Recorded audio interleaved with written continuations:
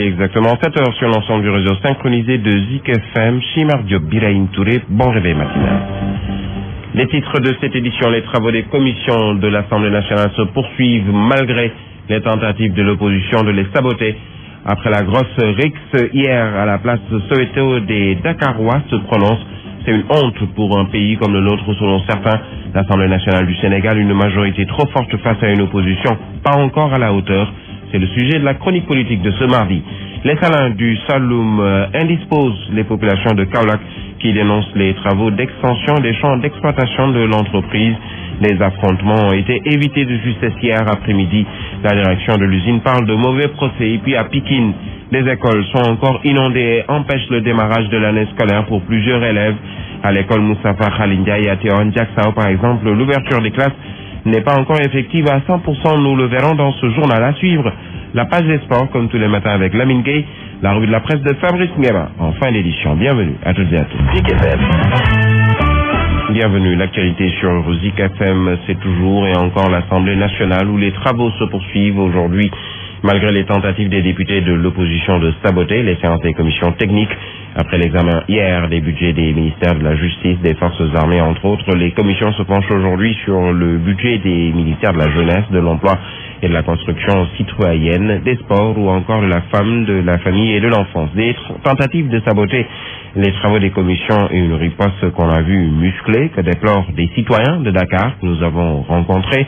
Selon eux, les députés doivent se montrer plus responsables et jouer pleinement leur rôle, à savoir les représentants du peuple à l'hémicycle. C'est un reportage d'Aminata Dramé. Se traiter de tous les noms d'oiseaux, se traiter des chignons, à la même à se taper dessus, ne doit pas être le comportement d'un digne député, selon nos interlocuteurs. On parle de représentation nationale, cela a une signification. Maintenant que des députés en viennent au mai, au point que certains se retrouvent avec des habits déchirés, que des femmes agressent ou que des hommes agressent, véritablement ça ne fait pas honneur à cette 12e législature. Le problème vient du Parti démocrate sénégalais parce que c'est entre eux. Pour Abdoulaye Mbow, le titre d'honorable député doit être respecté par les représentants du peuple. Il est urgent, sinon on va assister justement au déshonneur de l'honorabilité. L'honorabilité, quand on dit honorable député, c'est un titre qu'il faudra porter par rapport à son comportement et par rapport justement à la démarche qu'il faut adopter. Le PDS est la cause principale de cette crise qui secoue. L'Assemblée nationale soutient cet homme. C'est très déplorable parce que les députés, on les a mis à l'Assemblée de la population. Un avis que ne partage pas Abdoulaye Mbow. Aujourd'hui, on ne peut plus dire justement qu'il s'agit d'un problème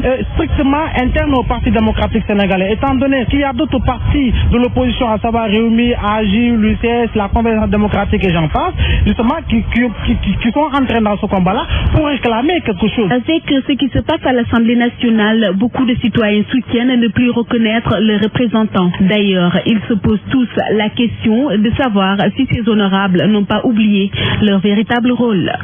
S'immisce dans ce débat le coordonnateur ou nouveau coordonnateur du mouvement Macky 2012, Moustapha Falché, qui déplore les querelles notées à l'Assemblée nationale.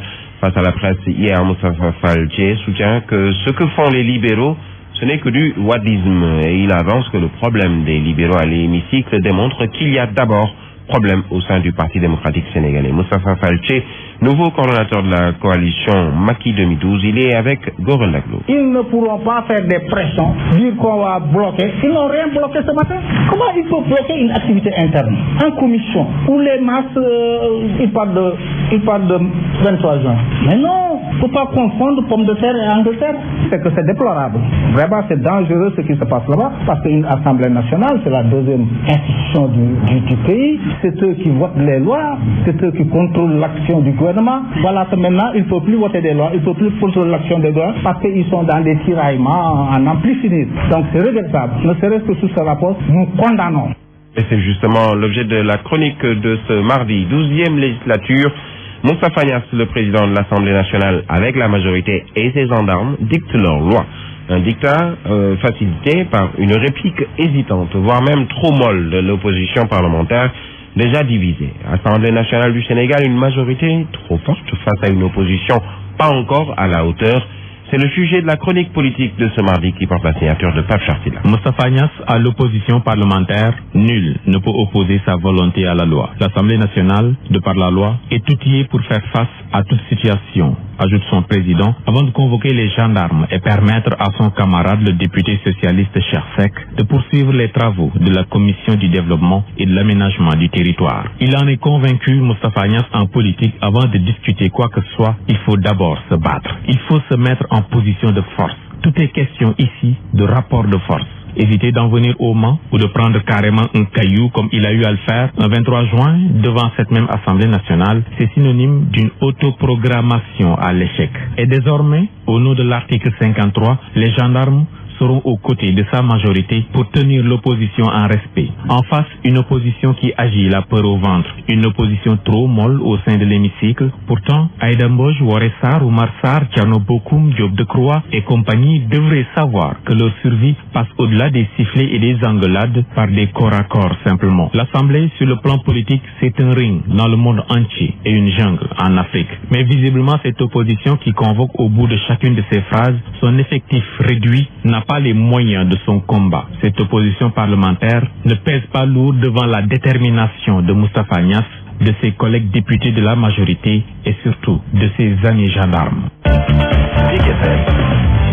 Le pire a failli se produire hier dans la commune de Ndiafat à Kaolack. Les populations de la localité ont voulu affronter les forces de sécurité venues surveiller les travaux d'extension des champs d'exploitation des salins du Sine Saloum. Mais l'intervention des autorités municipales a permis d'éviter l'affrontement.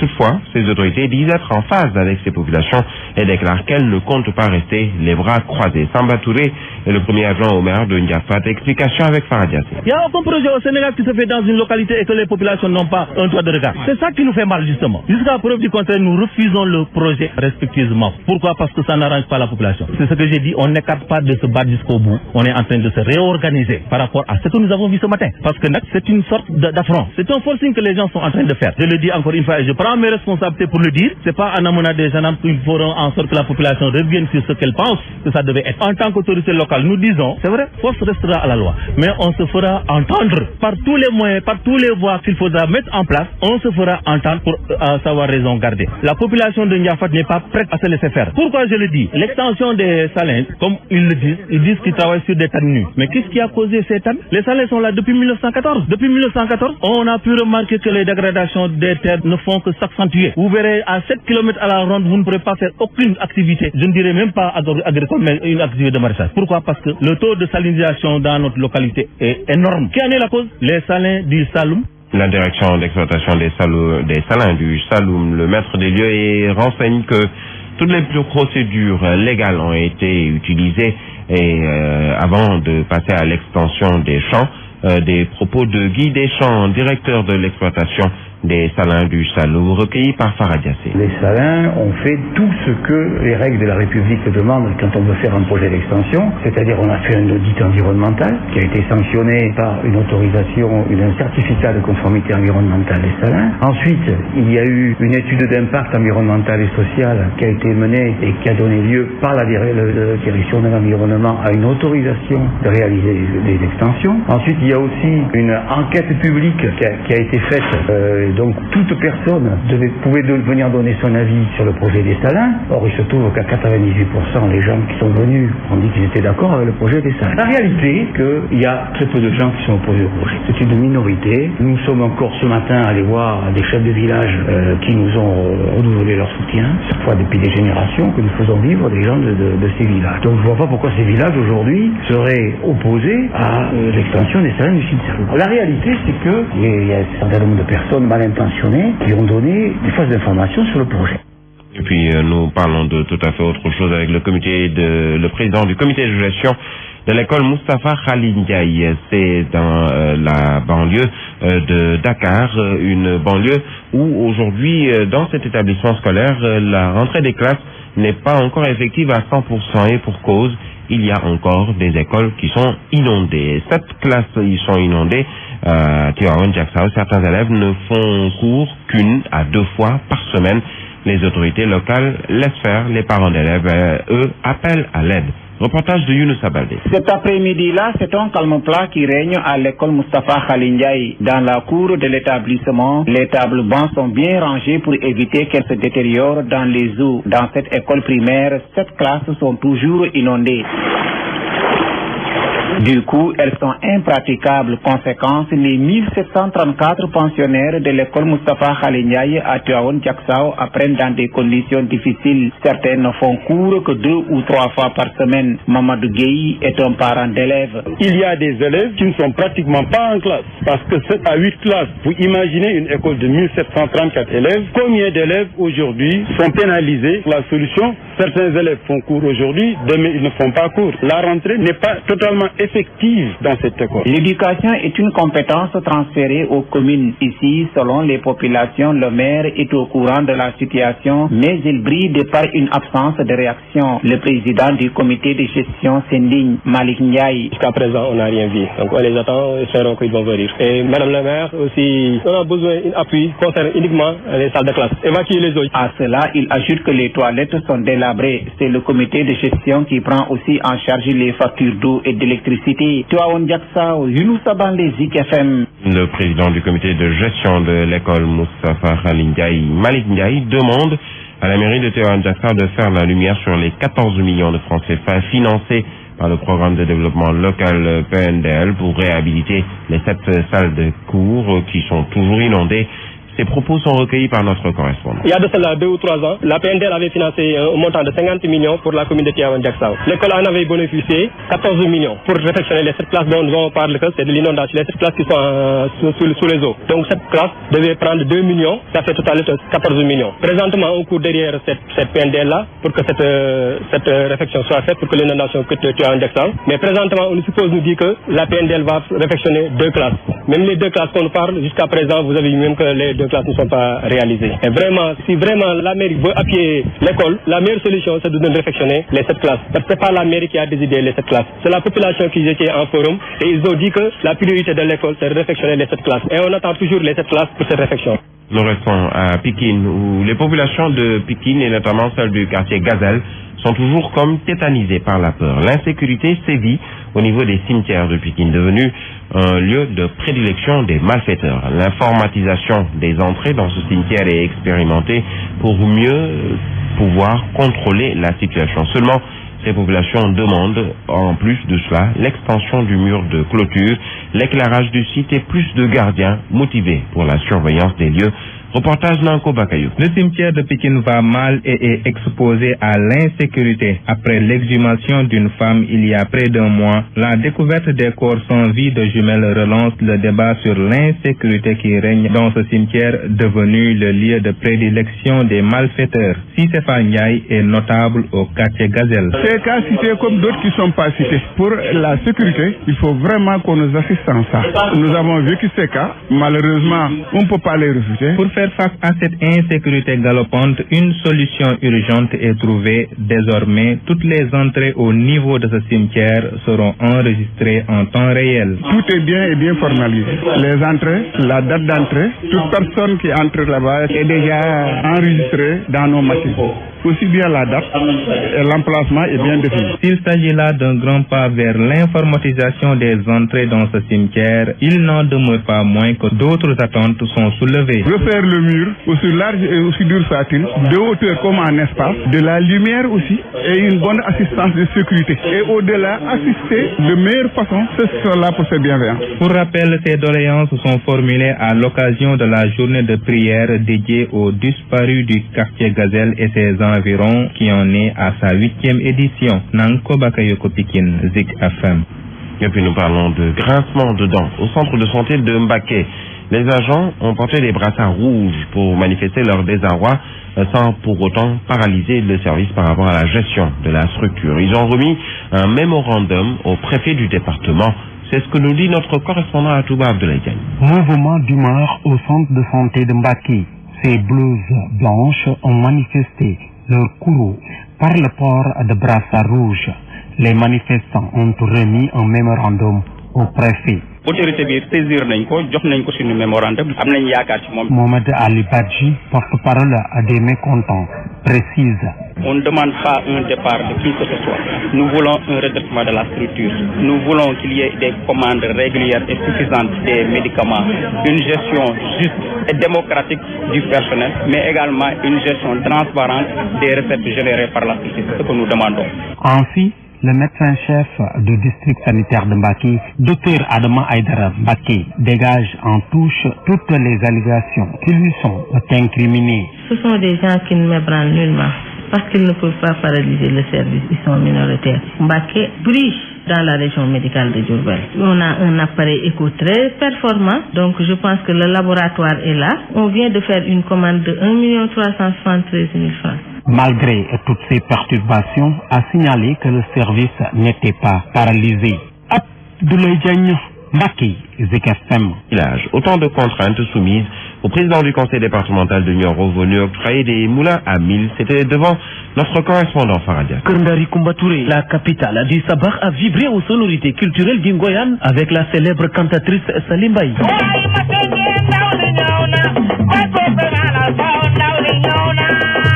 Les femmes ont affiché leur joie devant le président du conseil départemental de Nioro venu leur octroyer des moulins à 1000. Malaw Sow.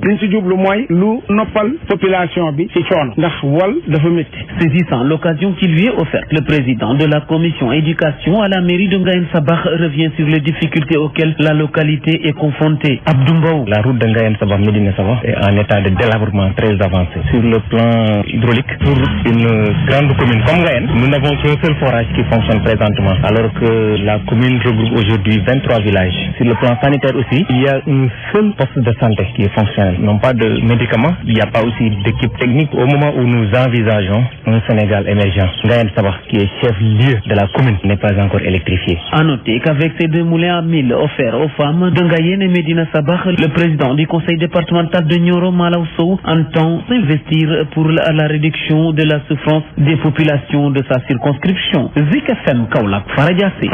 Nous terminons avec Kaolack où les femmes de développement de Kaolack commune se crêpent déjà le chignon à cause de financements annoncés dans la localité. Plusieurs groupements accusent la dame Yaye Fatou Diagne, maire de Ngati Naoudé, par ailleurs épouse de l'homme d'affaires Serigne Mboup, d'avoir établi une liste fictive pour l'octroi de ces financements. Une situation que ne peuvent cautionner ces femmes qui invitent le chef de l'État et le ministre de la microfinance à plus de vigilance.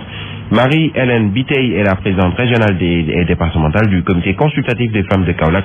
Propos recueillis par notre correspondant. Il existe dans le circuit des fiches déposées au plus haut niveau, des fiches dans lesquelles on a mentionné responsable Madame Mboup Neya Fatou Diagne, des fiches qui circulent dans la commune et dans le département pour annuler les réelles fiches. C'est d'avertir le président de la République, M. Macky Sall, que ces ordres n'ont pas été respectés par la commission du ministre de la microfinance.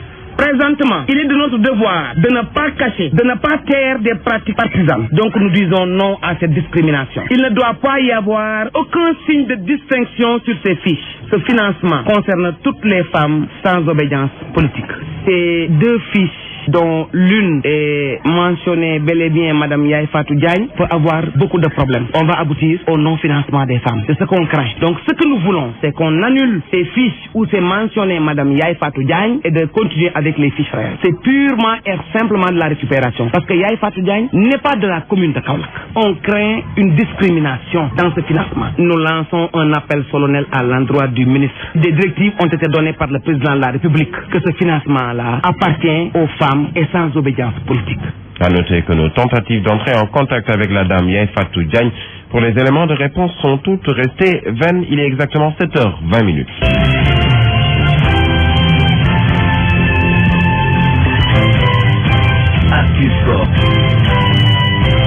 Dans ce studio pour nous présenter la page des sports, Lamine Gueye, bienvenue, bonjour. Bonjour Birahim, bonjour à tous. Du football pour démarrer, tournoi de l'UFOA, Saint-Louis dans les derniers réglages. Oui, la ville de Saint-Louis va accueillir, vous le savez, du 5 au 8 novembre, le tournoi de l'UFOA. Les compétitions se dérouleront au niveau du stade de Mouadouad. Le parrain de cette édition et puis un comité local d'organisation a été mis en place. Les responsables de l'ONCAV, le président de la Ligue de football de Saint-Louis et tous les responsables du mouvement sportif ont tenu des rencontres de mise à niveau pour une réussite de l'événement.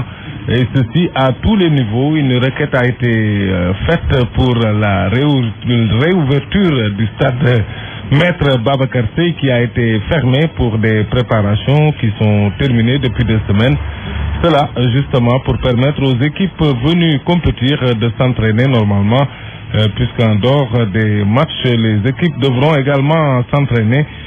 Donc le tournoi de l'UFOA ou tournoi Mawadouad démarre à Saint-Louis à partir de ce jeudi. Alors, football toujours, la nouvelle saison sera lancée ce week-end.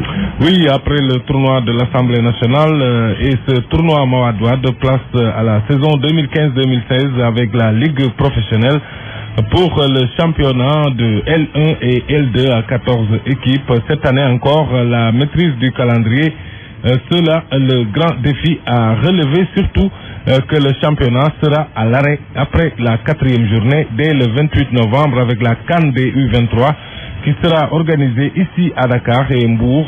Il faudra faire avec cette donne tout en essayant de terminer à temps et le championnat, la Coupe du Sénégal et la Coupe de la Ligue. C'est aussi ça le professionnalisme, la maîtrise et l'intégration des événements de manière à tout planifier dans le temps avec exactitude. Alors, Sadio Mané dans le top meilleur joueur africain de l'année. Oui, c'est le seul Sénégalais à figurer dans la liste des 10 joueurs africains d'où sortira le meilleur joueur pour l'année 2015. Une liste publiée par la Confédération africaine de football hier. Outre Sadio Mané, il y a également le Ghanéen André Ayew de Swansea en Angleterre, le Tunisien Aymen Adenor de Valence, le Soudanais Karika de El Hilal. C'est le seul d'ailleurs qui évolue dans notre continent. L'Égyptien Mohamed Salah de l'AS Roma, le Gabonais Pierre-Emerick Aubameyang et de Borussia Dortmund, les Ivoiriens Serge Aurier du Paris Saint-Germain et Yaya Touré de Manchester City, et puis les Algériens Sofiane Fegouli de Valence et Yassine Brahimi de Porto. Ce prix donc sera décerné le 7 janvier prochain à Abuja au Nigeria à l'issue du vote des sélectionneurs nationaux ou des directeurs techniques nationaux des 54 pays membres de la Confédération africaine de football, la CAF. Voilà un titre qui sera certainement joué entre Yaya Touré, qui l'a gagné à N reprises, et peut-être Aubameyang, le Gabonais. C'est en tout cas moi mon pronostic. Alors nous terminons avec la Ligue des Champions, début de la 4e journée ce soir. Oui, avec en attraction dans le groupe A le choc du côté de Madrid entre le Real et le Paris Saint-Germain. En jeu la première place du groupe, puisque jusqu'ici les deux clubs comptent le même nombre de points. Côté parisien, on est en quête d'une victoire de référence pour grandir en Europe, alors que le Real Madrid cherche surtout à tenir son rang. Ce sera sans Karim Benzema et Gareth Bale côté madrilène. Dans l'autre match de ce groupe A, le Shakhtar Donetsk accueille Malmö. À suivre également dans le groupe B, PSV Eindhoven-Wolfsburg, le CSKA Moscou se déplace en Angleterre pour affronter Manchester United. Dans le groupe C, l'Atlético Madrid, se déplace également pour aller défier Astana, alors que le Benfica de Lisbonne accueille Galatasaray. Enfin, dans le groupe D, Séville accueille Manchester City et le Borussia Mönchengladbach sera opposé à la Juventus de Turin qui a des difficultés en championnat, notamment dans le calcio. Voilà pour la page sport. Merci à vous, Lamine Gueye. 7h20.